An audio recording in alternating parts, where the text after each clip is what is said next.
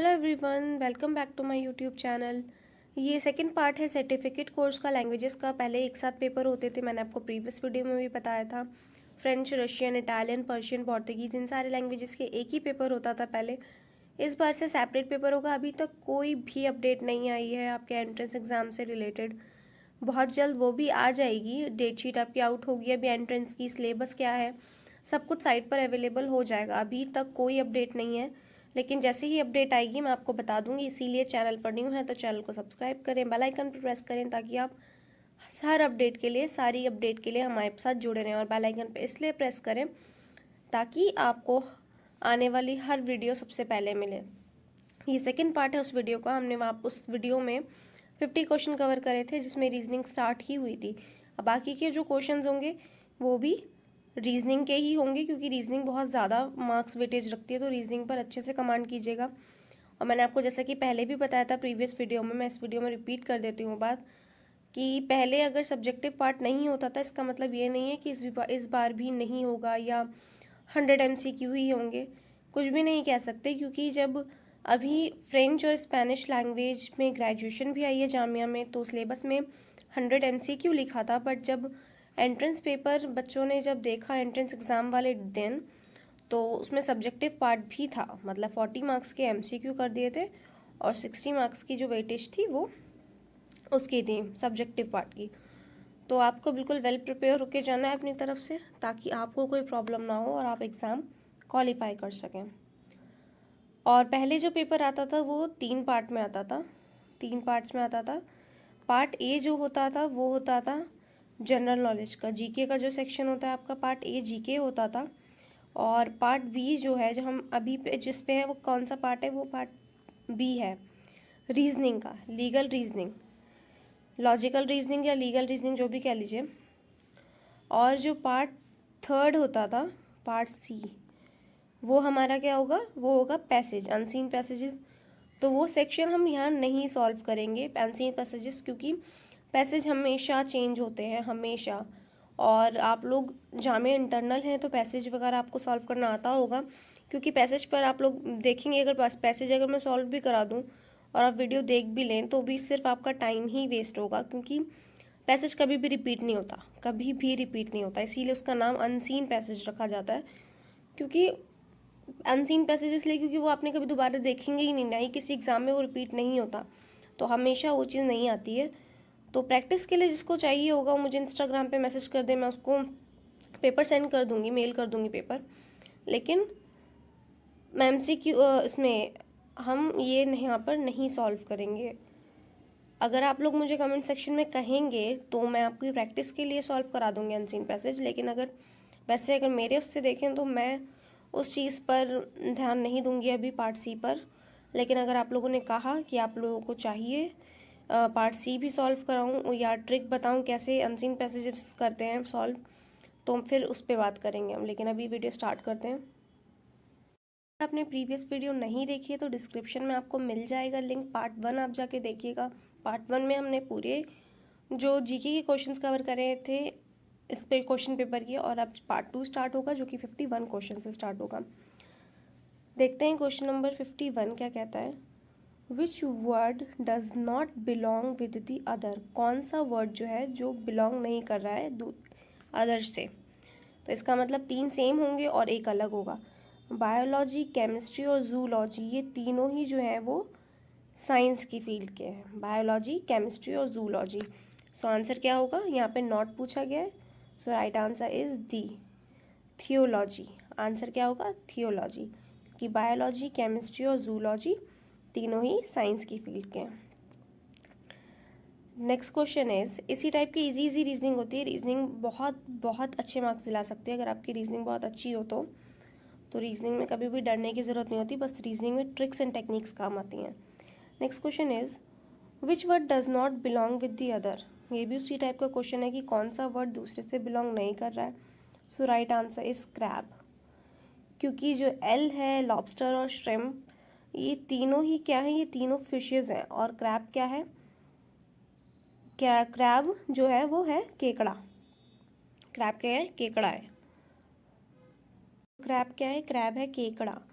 तो right answer क्या हुआ? सी, क्योंकि एल लॉबस्टर और श्रिम्प तीनों ही फिश हैं और सबसे अलग क्या हुआ इन तीनों में? इन तीनों में जो ऑड वन आउट हुआ वो हुआ crab. C is the right answer, क्योंकि यहाँ पर भी नॉट पूछा गया है। Next question is which word does not belong with other. यहाँ पर भी सेम वैसे ही क्वेश्चन है। यहाँ पे पेनिनसुला, आइलैंड और बे ये तीनों सेम है। D is the right answer, cape is the right answer. Next question is ये भी वैसे ही है, which word does not belong with the other. So right answer क्या होगा? विजन। प्यूपिल, कॉर्निया और रेटिना ये तीनों ही आई पार्ट्स हैं हमारे। Pupil, retina and cornea. Vision क्या है? जो पिक्चर फॉर्म होती है, फॉर्म किस पे होती है? रेटिना पे होती है। तो ये सारे आई पार्ट्स हैं। प्यूपिल भी आई पार्ट है, रेटिना भी और कॉर्निया भी, और विजन वो जो हम देख रहे हैं। सो ऑड क्या हुआ यहाँ पर? A is the right answer. Vision is the right answer. Next question is which word does not belong with the other. Same वही है। इसमें क्या पूछा गया है?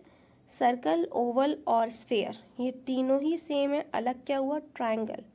B is the right answer.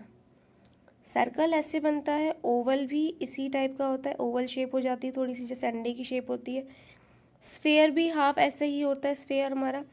तो इन तीनों की जो शेप होती है वो सिमिलर होती है। सबसे अलग किसकी होती है? ट्रायंगल की। ट्रायंगल की शेप अलग होती है क्योंकि ट्रायंगल ऐसे बनता है। सो ऑड क्या हुआ यहाँ पर? Triangle. B is the right answer. Same देखें यहाँ पे नीचे भी फिर इसी टाइप का क्वेश्चन है, which word does not belong with the other. अब यहाँ पे क्या पूछा गया है? फ्रांस, जर्मनी एंड पोर्तुगल और चाइना। सो राइट आंसर क्या होगा? डी, क्योंकि ये सारी यूरोपियन कंट्रीज़ हैं। बट चाइना कहाँ पर है? चाइना है एशिया में। चाइना कहाँ है? एशिया में। D is the right answer. China अलग हो गया। फ्रांस, जर्मन एंड पोर्तुगल कहाँ है? यूरोप में। और चाइना कहाँ है? एशिया में। D is the right answer. Which word does not belong with the other.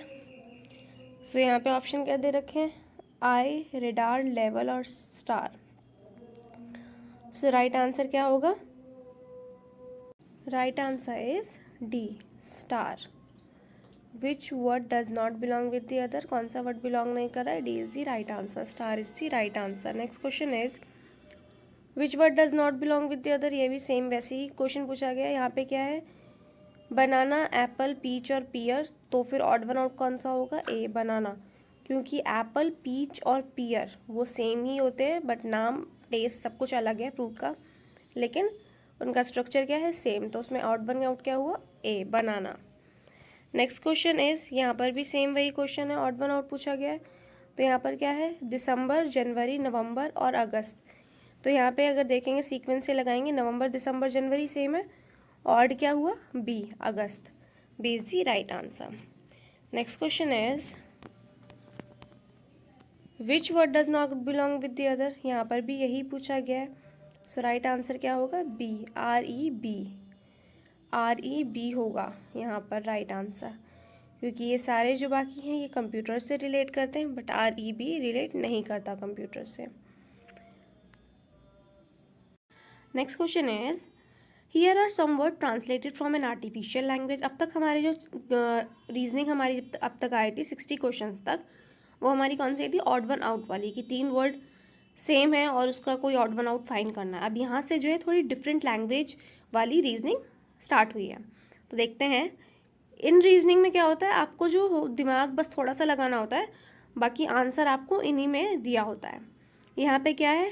मॉर्पर क्वैट मीन्स बर्ड हाउस, बेल मॉर्पर मीन्स ब्लू बर्ड और बेल क्लैक मीन्स ब्लू बेल। तो यहाँ पे पूछा गया है which word means house guest. कौन सी वर्ड का मतलब होगा हाउस गेस्ट। तो सबसे पहले तो आप ये देख लीजिए कि इन तीनों में जो आपको कोड दिए गए हैं, बर्ड हाउस, ब्लू बर्ड और ब्लू बेल, हाउस किस में यूज़ हो रहा है? बर्ड हाउस में। यहाँ पे क्या पूछा जा रहा है आपसे क्वेश्चन में? कौन से वर्ड का मतलब पूछा जा रहा है? हाउस गेस्ट का। तो अब यहाँ पर देखते हैं बर्ड हाउस के लिए क्या यूज़ करा गया? मॉर्पिर क्वैट। तो अब या फिर मॉर्पिर होगा हाउस का कोड या फिर क्वैट होगा। तो अब देखते हैं यहाँ पर क्वैट किस किस उसमें यूज़ करा गया ऑप्शन में? एक तो डी ऑप्शन में और एक सी ऑप्शन में क्वैट का यूज़ करा गया है। देखें, क्लैक क्वैट एंड क्वैट हंड, इन दोनों में यूज़ करा गया, क्योंकि ये दोनों तो बिल्कुल नहीं होंगे। मॉरपिर हुंड, मॉरपिर हुंडे भी नहीं होगा, और बिल मॉक भी नहीं होगा, क्योंकि बिल किसके लिए यूज़ करा गया है, या तो बेल के लिए होगा या फिर ब्लू के लिए होगा, ब्लू बेल, बेल क्लैक। यहाँ पे ये नहीं होगा, ये आपको पता चल गई।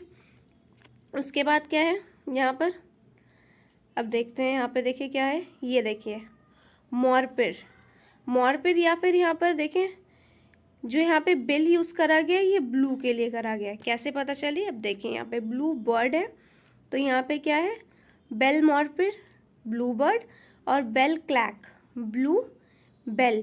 तो जो ये बेल है ये किसके लिए यूज़ करा गया होगा, ब्लू के लिए। इससे आपको यहाँ पे बिल्कुल क्लियर हो गया कि यहाँ पे जो बेल है यहाँ पे ये ब्लू के लिए यूज़ हो रहा है, तो ये बिल्कुल नहीं होगा, क्योंकि यहाँ पे ब्लू का कोई काम नहीं है। यहाँ पे क्या पूछा जा रहा है, हाउस गेस्ट का पूछा जा रहा है। उसके बाद देखते हैं, देखिए ऐसे ही आपको रीजनिंग दिमाग लगा के अलग अलग से करनी है, आपको वहीं आंसर मिल जाएगा, बिल्कुल टाइम नहीं लगेगा। अब देखिए यहाँ पे बेल तो पता चल गया ब्लू के लिए, अब क्लैक किसके लिए होगा, ये किसके लिए होगा, बेल के लिए। तो यहाँ पे क्लैक क्वैट नहीं होगा, क्योंकि यहाँ पर हाउस गेस्ट की बात हो रही है। तो आंसर क्या होगा, आंसर होगा सी, क्वैट हंट। C is C right answer. I hope कि आपको समझ में आ गया होगा कि कैसे सॉल्व करी है हमने ये रीजनिंग, बहुत इजी होती है। अब इसी टाइप की सारी रीजनिंग आएगी, तो जैसे जैसे हम सॉल्व करेंगे आप लोगों के लिए बहुत ईजी हो जाएगी बाकी चीज़ें। नेक्स्ट क्वेश्चन देखते हैं, देखिए यहाँ पे वही है, here some words translate from an artificial language. अब देखते हैं यहाँ पर क्या है, रैल्फ एज मीन्स केयर फ्री, ऑट एज मीन्स केयरफुल, एंड फेट एज मीन्स केयरलेस। तो what could means after care. तो अब देखिए केयर वर्ड यूज़ हुआ है, और सबके साथ क्या, एगा एगा यूज़ हुआ है, ठीक है। तो जब एगा यूज़ हुआ है तो ये जो कोड होगा केयर का एगा ही होगा। और यहाँ पे पूछा गया आफ्टर केयर, आफ्टर केयर पूछा गया, और ऑप्शन में सिर्फ जो एगा है वो ए के साथ है, जेंट एगा। तो राइट आंसर क्या होगा, ए। ये वाला तो बहुत जल्दी हो गया, क्योंकि ये बहुत ईजी था। एगा किसके साथ था, सिर्फ ए के साथ। तो आंसर क्या हो गया, जेंट एगा, क्योंकि आफ्टर केयर पूछा गया था। अब देखिए केयर के लिए जो कोड यूज़ करा गया वो हर जगह करा गया, कौन सा करा गया, एगा एगा एगा एगा। देखिए तीनों में है ये, और तीनों में क्या है, केयरफुल, केयर फ्री और केयरलेस। तो केयर का कोड क्या यूज़ करा गया था इन लोगों ने, एगा। तो आफ्टर केयर का क्या होगा, ए, जेंट एगा। A is the right answer. बहुत जल्दी हो जाती है रीजनिंग, कोई इतना पैनिक करने वाली बात बिल्कुल भी नहीं होती, बहुत बहुत ईजी होती है रीजनिंग करना, बस ट्रिक्स एंड टेक्निक्स की बात होती है। आई होप कि आपको समझ आ गया होगा। वीडियो अच्छी लगी हो तो वीडियो को लाइक कर दें, चैनल को अब तक सब्सक्राइब नहीं करा तो सब्सक्राइब कर दें, बेल आइकन पर प्रेस कर दें। अगर मैं आपके लिए इतनी मेहनत कर रही हूँ तो आप लोग मेरे को चैनल सब्सक्राइब करके अप्रिसिएशन तो दे ही सकते हैं। और वीडियो कैसी लगी कमेंट सेक्शन में ज़रूर बताएं। क्वेश्चन पेपर अगर चाहिए होगा तो मुझे आप इंस्टाग्राम पे फॉलो कर सकते हैं, डिस्क्रिप्शन में आपको लिंक मिल जाएगा, पार्ट 1 का भी डिस्क्रिप्शन में आपको लिंक मिल जाएगा। और मिर्ज़ा स्टडी पॉइंट के नाम से आप मेरे को इंस्टाग्राम पे सर्च कर सकते हैं। जो डीपी चैनल की लगी है वो इंस्टाग्राम पर भी, वहाँ पर भी वही लगी हुई है। आपको अगर क्वेश्चन पेपर चाहिए होगा तो आप मुझे इंस्टाग्राम पे मैसेज करें, आप मुझे फॉलो करें, मैं आपको मेल कर दूँगी क्वेश्चन पेपर, आपको जिस भी ईयर का क्वेश्चन पेपर चाहिए होगा। So I will send you if you message me. So अब तक चैनल को सब्सक्राइब नहीं करा है तो सब्सक्राइब कर दें, बेल आइकन पर प्रेस कर दें। नेक्स्ट क्वेश्चन देखते हैं, यहाँ पर कौन सा पूछा गया देखते हैं। क्रिकनब्लेफ मीन्स वर्कफोर्स, ड्रेडक्रिन मीन्स ग्राउंड वाटर, और क्रिनलिटी मीन्स वर्क प्लेस। तो what would means the some place. अब यहाँ पर प्लेस जो वर्ड यूज़ हुआ है वर्क प्लेस के साथ हुआ है, ठीक है। और यहाँ पे देखते हैं वर्क प्लेस के लिए क्या वर्ड यूज़ करा गया, क्रैकिन एलटी, क्रैकिन एलटी। और यहाँ पर वर्क के लिए जो यूज़ हो रहा है क्रैकिन ऑलरेडी यूज़ हो रहा है, तो क्रैकिन किसका कोड हो गया होगा, वर्क का। तो यहाँ पर जो प्लेस के लिए कोड यूज़ हो रहा होगा कौन सा यूज़ हो रहा होगा, एलटी, एलटी यूज़ हो रहा है किसके लिए, प्लेस के लिए। यहाँ पर पूछा गया सम प्लेस। अब देखिए यहाँ पे हाँ देखिए यहाँ पे एलटी ब्लेफ भी है, ब्लेफ ये अब यहाँ पे किसके लिए यूज़ हो रहा है, फोर्स के लिए, फोर्स के लिए यूज़ हो रहा है ब्लेड फोर्ड, तो ये बिल्कुल नहीं होगा। और एल टी यहाँ पे मोरैप एल टी है और यहाँ पे ड्रेट एल टी है।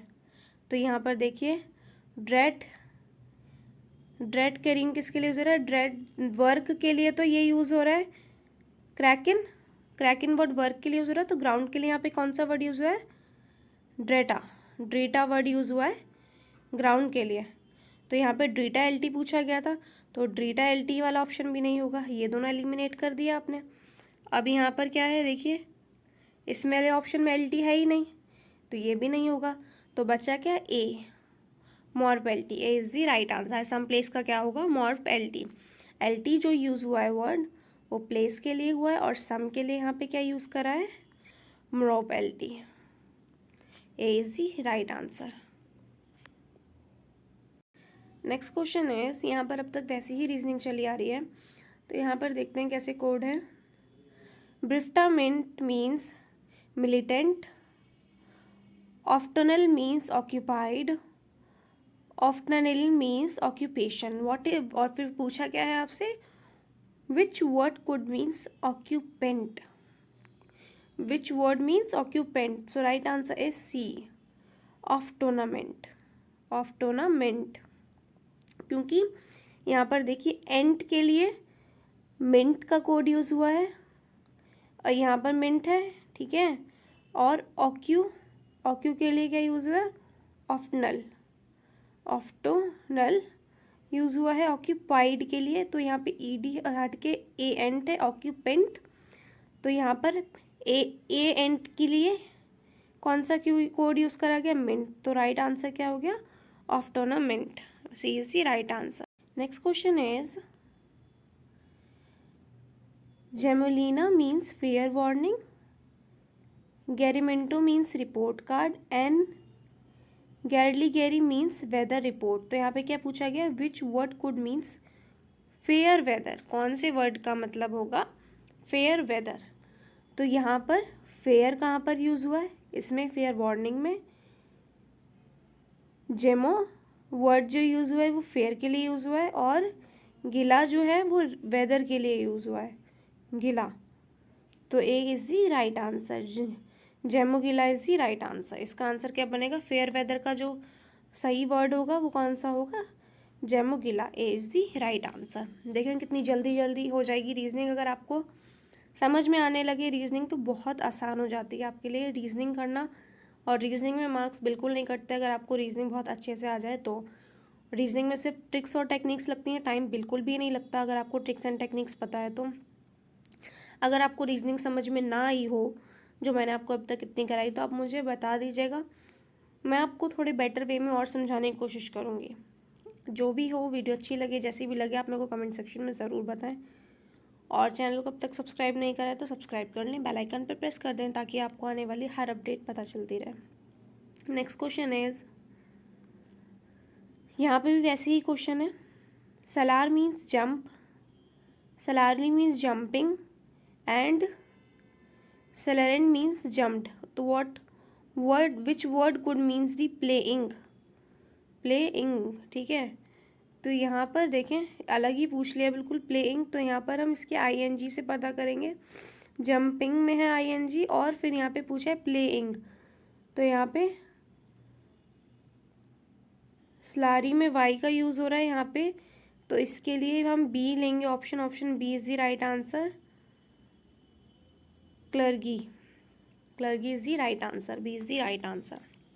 क्योंकि अब बाकी ऑप्शन देख लीजिए, आपको कुछ भी समझ नहीं आएगा कि कैसे पूछा है। बस यहाँ पे जंपिंग का आईएनजी फिर प्लेइंग पूछा है, तो यहाँ पर जो एक ही कोड दिख रहा है हमारे पास, उसी से हमने इसको सॉल्व कर लिया कि बी ही होगा इसका आंसर, बाकी कुछ भी नहीं है, बाकी कुछ भी नहीं होगा इनमें से, B is the right answer. Next question is, जेलका मोफ्टी मीन्स हैप्पी बर्थडे, मोफ्टी होज मीन्स बर्थडे पार्टी, मेंटोगन means goodness, which word could means happiness. कौन से वर्ड का मतलब हैप्पीनेस होगा।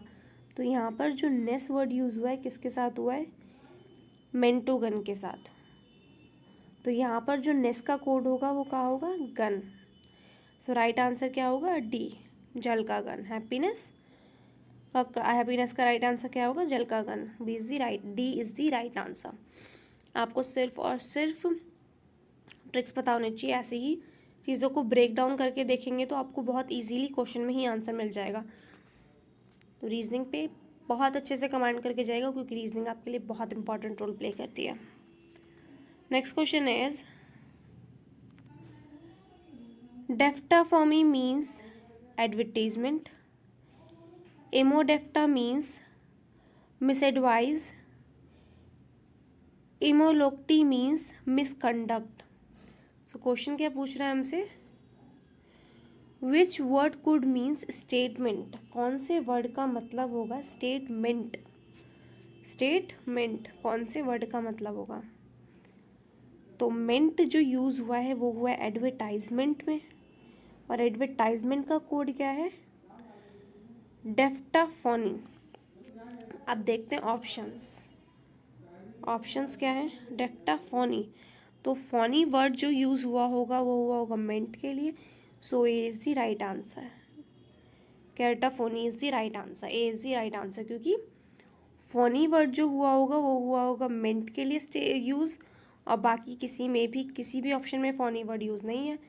बस एडवर्टाइजमेंट में डेफ्टाफोनी था, तो फोनी उससे हमने पता कर लिया कि फोनी जो वर्ड यूज़ हुआ है वो एडवर्टाइजमेंट के मेंट के लिए है वो कोड। सो यहाँ वहाँ से हमने इंटरकनेक्ट करके पता करा कि स्टेटमेंट का जो होगा राइट आंसर वो क्या होगा? कैटाफोनी, A is the right answer. Channel को अब तक सब्सक्राइब नहीं करा है तो सब्सक्राइब कर लें, बेल आइकन पर प्रेस कर दें ताकि आपको हर अपडेट मिलती रहे। नेक्स्ट क्वेश्चन इज मेलगुपर मीन्स पीच कॉबलर, मेलगापोर्ट मीन्स पीच जूस, एंड मगोगुरुप means apple juice. So which word could means the apple? Apple juice के लिए कौन सा वर्ड यूज होगा? यहाँ पर था apple jelly. Apple jelly. Mega group means apple jelly, तो यहाँ पे जूस के लिए कौन सा वर्ड यूज है? Peach juice. तो मेलगा पोर्ट हुआ है, अब इसमें से पोर्ट वर्ड शायद यूज हुआ है जूस के लिए, और एप्पल के लिए कौन सा वर्ड यूज हुआ है यहाँ पे? हाँ मिल गया, देखें, A is the right answer. मोगा पोर्ट इज द राइट आंसर। यहाँ पे पोर्ट जो होगा वर्ड वो जूस के लिए यूज हुआ होगा, और एप्पल जो है उसके लिए मोगा यूज हुआ होगा, तो मोगा पोर्ट is the right answer, A is the right answer. Reasoning करना इसीलिए मैं बार बार कह रही हूँ, बहुत ईजी है, आपको यहीं पर फौरन आंसर मिल जाते हैं। मोगा पोर्ट is the right answer, A is the right answer. Hopefully आपको मेरी तरह ही ईजी लग रही होगी रीजनिंग। जैसा भी है, नहीं भी लग रही या कोई भी प्रॉब्लम आ रही है, आप मेरे को बिना झिझक कमेंट कर सकते हैं। अगर कमेंट पे रिप्लाई नहीं मिल पा रहा है, क्योंकि मेरे कमेंट सेक्शन में थोड़ी बहुत कुछ प्रॉब्लम भी हो रही है, अगर मैं आपके कमेंट का रिप्लाई नहीं करती हूँ तो आप मेरे को इंस्टाग्राम पे मैसेज भी कर सकते हैं, क्योंकि अगर मेरे को कमेंट नहीं शो हो पा रहा होता है, या अगर मेरे को शो भी हो जाए तो मेरी साइड से कभी कभी ऐसा होता है कि मैं रिप्लाई नहीं दे पाती हूँ, वो कुछ प्रॉब्लम हो जाती है। तो आप मेरे को अगर रिप्लाई ना मिले तो आप मेरे को इंस्टाग्राम पे भी मैसेज कर सकते हैं, वहाँ पर आपको डेफिनेट रिप्लाई मिलेगा। और ऐसा नहीं है, कमेंट सेक्शन भी आई थिंक अब तक ठीक हो गया होगा कमेंट सेक्शन, तो कमेंट करके देख लीजिएगा। अगर आपको रिप्लाई ना मिले तो आप मेरे को इंस्टाग्राम पे मैसेज कर सकते हैं।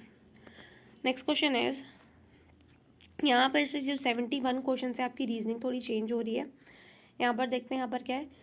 The following problem consists of 3 statements based on first 2 statements. The third statement may be true or false, uncertain or known. तो यहाँ पे स्टेटमेंट वाले क्वेश्चन आपको ट्रू और फॉल्स बताना है। तो देखते हैं स्टेटमेंट क्या है। 3 pencils cost the same as 2 eraser. 3 pencil की कॉस्ट जो है सेम है 2 इरेजर की जितनी। 4 eraser cost the same as 1 ruler. Pencil are more expensive than ruler. तो यहाँ पर बतानी है थर्ड स्टेटमेंट ट्रू है या फॉल्स है। तो थर्ड स्टेटमेंट क्या है? थर्ड स्टेटमेंट है false, B is the right answer. यहाँ पर बोला जा रहा है पेंसिल एक्सपेंसिव है रूलर से, बट ऐसा नहीं है। यहाँ पर फर्स्ट स्टेटमेंट में क्या बोला गया है? 3 pencil cost the same as 2 eraser. 3 pencil की कॉस्ट बराबर है कितनी? 2 इरेजर के जितनी, ठीक है। यहाँ पे क्या बोला जा रहा है स्टेटमेंट में? 4 eraser cost same as the 1 ruler. 4 eraser की कॉस्ट में 1 स्केल आ रहा है और 2 इरेज़र की पेंसिल में 2 इरेज़र की कॉस्ट में 3 पेंसिल आ रही है। तो थर्ड स्टेटमेंट तो गलत होएगी, कि थर्ड स्टेटमेंट क्या कह रही है कि पेंसिल जो है वो एक्सपेंसिव है रूलर से, तो ये गलत है। स्टेटमेंट क्या हुई, फॉल्स हुई है statement. B is the right answer. Statement क्या है, फॉल्स है। नेक्स्ट क्वेश्चन इज, अब आपके स्टेटमेंट वाले ही क्वेश्चन चलेंगे और ये क्वेश्चन 71 से शुरू हुए हैं तो 80 तक जाएंगे और 81 के बाद मतलब 80 जब आपका ख़त्म हो जाएगा तो रीजनिंग सेक्शन ख़त्म होके आपका पैसेज वाला सेक्शन स्टार्ट हो जाएगा। और मैंने आपको जैसे कि पहले भी बताया कि पैसेज कराने का कोई फ़ायदा नहीं है, तो हम वो नहीं करेंगे। लेकिन अगर किसी को पैसेज में भी प्रॉब्लम आ रही है, ऐसा नहीं है हर कोई परफेक्ट होता है, कुछ भी ऐसा नहीं है। अगर आपको पैसेज भी चाहिए तो आप मेरे को कमेंट सेक्शन में ज़रूर बताएं, मैं वो करा दूँगी, मेरे को कोई प्रॉब्लम नहीं है। बट ये है कि आपका वो पैसेज रिपीट नहीं होता। प्रैक्टिस के लिए आप कर सकते हैं, और जिनको क्वेश्चन पेपर चाहिए वो मेरे को मैसेज मेल जो भी करना है आप मेरे को कर दीजिएगा, मैं आपको क्वेश्चन पेपर सेंड कर दूँगी। तो क्वेश्चन देखते हैं। Ajay put on his socks before he put on his shoes. He put on his shirt before he put on his jacket. Ajay put on his shoes before he put on his shirt. ये statement देखिए, यहाँ पर third statement पूछी जा रही है कि true है या false. So this statement is true, A is the right answer. क्योंकि स्टेटमेंट क्या है आपकी third statement, Ajay puts on his socks before he puts on his shirt. Ajay ने अपनी शर्ट रखने से पहले अपने सॉक्स रखे। सो ये स्टेटमेंट क्या है, ट्रू है। क्योंकि फर्स्ट स्टेटमेंट में आपको ये बताया जा रहा है कि Ajay put on his socks before he put on his shoes. उसने अपने सॉक्स पहले रखे, अपने शूज़ रखने से पहले अपने सॉक्स रखे। उसके बाद क्या है, he put on his shirt before he put on his jacket. उसने पहले अपनी शर्ट रखी अपनी जैकेट रखने से पहले। तो यहाँ पे थर्ड स्टेटमेंट क्या है, Ajay put on his socks before he put on his shirt. So A is the right answer. True है ये स्टेटमेंट। थर्ड स्टेटमेंट क्या है, ट्रू। तो A is the right. Faiz weighs more than Khurshid, Khurshid weight less than Garima, of the 3 babies Garima weight the most. अब इसमें बताना है कि फर्स्ट 2 स्टेटमेंट अगर ट्रू है तो थर्ड वाली ट्रू है या फॉल्स। तो यहाँ पर क्या है, फैज़ का जो वेट है वो खुर्शीद से ज़्यादा है, खुर्शीद का जो वेट है वो गरिमा से कम है, और गरिमा का जो वेट है वो ज़्यादा है किनसे, 3 बेबीज से। This statement is false. B is the right answer. अब ये स्टेटमेंट फॉल्स क्यों है, क्योंकि देखिए क्या बोला गया, फैज़ वेट्स मोर देन खुर्शीद। फैज़ का जो वेट है वो ज़्यादा है खुर्शीद से, खुर्शीद का जो वेट है वो गरिमा से कम है। फिर यहाँ बोला गया कि इन तीनों ही बच्चों में गरिमा का वेट सबसे ज़्यादा है। तो ऐसा नहीं है, क्यों, क्योंकि फैज़ का वेट सबसे ज़्यादा होगा, क्योंकि फैज़ का वेट से ज़्यादा खुर्शीद के वेट से ज़्यादा फैज़ का वेट है, और जो खुर्शीद का वेट है वो गरिमा से कम है। पर गरिमा का वेट जो है वो किससे कम होगा, फैज़ से। सो ये स्टेटमेंट क्या हुई, फॉल्स हुई। गरिमा का वेट सबसे ज़्यादा नहीं है इन तीनों बच्चों में। B is the right answer. Next question is, Jay is sitting in the desk behind Saima, Saima is sitting in the desk behind Arfa, Arfa is sitting in the desk behind जय।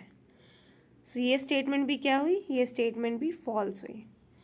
क्योंकि जय कहाँ बैठा है, जय is sitting in the desk behind Saima, ठीक है। Saima is sitting in the desk behind Arfa, Arfa is sitting in the desk behind जय। ये क्या है, ये गलत है। जय है, जय के बाद साइमा है, साइमा के बाद कौन है, आरफा, आरफा से जो आगे होगी वो कौन होगी, साइमा, जय नहीं होगा। तो ये क्या है, ये गलत है, फॉल्स है वाली statement. B is the right answer. Next question is, during the past year Ramesh saw more movie than Manmohan, Manmohan saw fewer movie than Tanya, Tanya saw more than movies Ramesh. So right answer is C, uncertain. Next question is, swimming has a higher enrollment than skating. Tennis has a lower enrollment than skating. Swimming course has a lower enrollment than tennis. So right answer is B, false. ये statement भी क्या है, ये statement भी false है, ये statement भी false है, ठीक है। क्यों? क्योंकि swimming has a higher enrolment than skating, और यहाँ पे क्या बोला गया, swimming course has a lower enrolment than tennis. Tennis has lower enrolment than skating, skating से लोअर एनरोलमेंट है टेनिस का। Swimming is higher enrolment than skating. So right answer क्या हुआ यहाँ पे, बी, फॉल्स हुआ इसका आंसर, क्योंकि स्विमिंग का जो है वो एनरोलमेंट क्या है, हायर है। Next question is, Sneha is older than Ali, Chandan is older than Sneha, Ali is older than Chandan. तो ट्रू स्टेटमेंट बतानी है, और ट्रू है या फॉल्स है ये बताना है। तो दिस स्टेटमेंट भी, ये स्टेटमेंट भी क्या है, false. This statement is also false. वे क्यों फॉल्स है, देखिए, Sneha is older than Ali, Sneha जो है वो अली से बड़ी है, चंदन जो है वो स्नेहा से बड़ा है, और थर्ड स्टेटमेंट क्या कह रही है कि Ali is older than Chandan. तो ये गलत है, क्योंकि जब स्नेहा अली से बड़ी है और चंदन जो है वो स्नेहा से बड़ा है, तो अली कैसे बड़ा हुआ चंदन से। तो ये स्टेटमेंट क्या हुई, फॉल्स हुई। B is the right answer, B is the right answer. Next question is, Suhail swims faster than Garima. Lucky swims faster than Suhail. Garima swims faster than Lucky. यहाँ पे भी ये बताना है कि थर्ड स्टेटमेंट ट्रू है या false है। ये भी स्टेटमेंट क्या है, ये स्टेटमेंट भी फॉल्स है। अब फॉल्स क्यों है, देखिए, Suhail swims faster than Garima, Suhail जो है वो स्विम करता है गरिमा से fast. Lucky swims faster than Suhail, और लकी क्या है, वो सुहेल से भी फास्टर स्विम करता है। तो यहाँ पे क्या बोला गया थर्ड स्टेटमेंट में कि गरिमा स्विम फास्टर देन लकी। तो ये स्टेटमेंट गलत है। क्यों गलत है, देखिए, जब लकी सुहेल से फास्टर स्विम कर रहा है और सुहेल जो है वो गरिमा से फास्टर स्विम कर रहा है, तो यहाँ पर गरिमा लकी से कैसे फास्टर स्विम कर सकती है, तो इन दोनों से पीछे हुई। सो ये स्टेटमेंट क्या हुई, false. B is the right answer. Next question is, apartment in Bandra cost less than apartment in Marine Drive. Apartment in Woroli cost more than apartment in Marine Drive. Of 3 apartment, Woroli cost the most. So इस question का right answer क्या होगा, ए, true. यहाँ पे third statement क्या हुई हमारी, of 3 apartments Worli cost the most. So ये आंसर क्या है, ये है true, is the right answer. ये रीजनिंग का लास्ट क्वेश्चन था। चैनल को अब तक सब्सक्राइब नहीं करा है तो सब्सक्राइब कर लीजिए, बेल आइकन पर प्रेस कर दीजिए ताकि आपको हर वीडियो की अपडेट मिलती रहे। और वीडियो कैसी लगी कमेंट सेक्शन में ज़रूर बताएं। यहाँ से देखिए पार्ट सी शुरू हो गया, और ये आपके यहाँ पर 2 पैसेज हैं। ये 20 मार्क्स का सेक्शन होता था पहले। जो पार्ट सी है वो कितने मार्क्स का होता था, 20 मार्क्स का, जहाँ पे आपको 2 पैसेज दिए जाते थे 10 मार्क्स के। अब देखिए यहाँ पर अगर मैं आपको इतना बड़ा पैसेज करा भी दूँ तो भी आपको देखिए कितना बड़ा पैसेज है, तो भी आपका कोई फ़ायदा नहीं होगा, क्योंकि ये पैसेज दोबारा तो आने से रहा। तो वीडियो को यहीं पर एंड करते हैं। वीडियो अच्छी लगी हो तो लाइक कर दें, कमेंट सेक्शन बताएं वीडियो कैसी लगी। चैनल को अब तक सब्सक्राइब नहीं करा है तो सब्सक्राइब कर दें, बेल आइकन पर प्रेस कर दें। मिलते हैं नेक्स्ट वीडियो में, बाय।